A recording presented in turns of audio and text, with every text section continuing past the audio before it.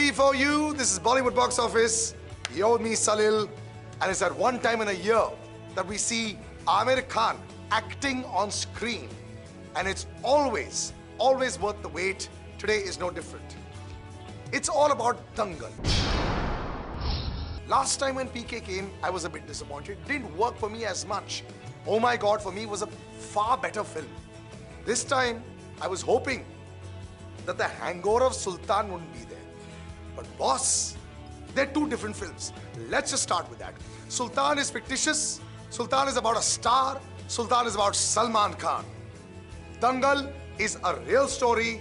It's not about Amir Khan. It's all there on Google, Wikipedia. You can go check it out.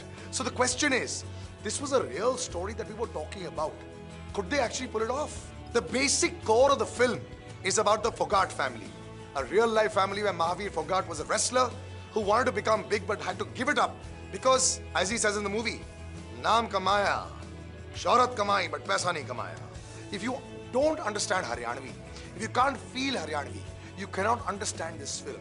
Anyway, Geeta Fogart and Babita Kumari, his two daughters, he then decided, because he wanted sons, he was hoping and waiting that he'd have a son so that he could get a gold medal for India. That didn't happen, but he found two fierce girls who fought like champions. He makes them champions.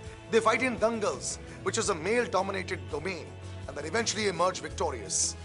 So the story itself is well documented. What happens at the Commonwealth Games is well documented. It's there everywhere to see. But how they put this together? 6 months of training. My God, Zaira, who is the young Geeta Fogart, she's fabulous. Then Fatima Sana Sheikh, who plays the older Geeta Fogart, the stars of this film. If Fatima ever tried out for the Indian Olympic team in wrestling, I guarantee it. This is what a coach also said, that she'd make it through any team. That's how good she became. You watch real wrestling. It's really out there. You have 6 minutes of a bout. You're watching 6 minutes of that fight. That's how real they kept it. There's no CG work. There's nothing. It's real. There's a fight between Amir Khan and Geeta Fogart in this. Oh, you know, it gives me goosebumps even now. Mukesh Chawla, the casting director, is fabulous in this movie. Everybody from Sakshi Tanwar to Apar Shakti Khurana to everyone, fabulously cast. Also, very important to say, the director, the captain of the ship, he co-directed Chillar Party, he directed Bhootnath Returns, he knows how to get it going. He's the husband of Ashwini, the director of Nil Bate Sannata. Therein also, his viewpoints were there. So, Nil Bate Sannata to me was perhaps the finest film last year. And this film, no question about it, is the film of 2016. Amir Khan Sahab, let's talk about him.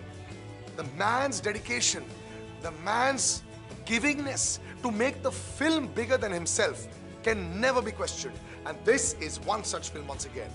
Gave me goosebumps. Is it a Lagan? Is it a Three Idiots? I think both those films were so fantabulous because you didn't know the ending.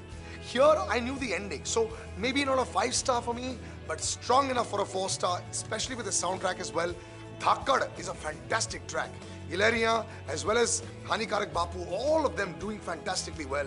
A must recommend for all wrestling fans, sports fans, film fans, Amir Khan fans. You will not, I repeat, not be disappointed. 4 stars for Dangal. As far as box office collections are concerned, well, Befikre just about goes above 50 crores.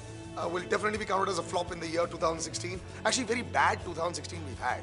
But as far as box office collections are concerned, MS Dhoni making over 100, Ae Dil Hai Mushkil making over 100, and Sultan making over 100. Otherwise, the films didn't actually measure up at all. Very sad to see that. But if you look at Wajah Tum Ho, managed to sneak in there in the middle, really not worth talking about. Managed to make about 7 crores at the box office. As I'd mentioned in my review last week also, between 5 and 10 crores is what it will make, which is not going to be either, a flop or a hit, just about average, because that's the kind of budget that you need to sort of get money on these kind of films.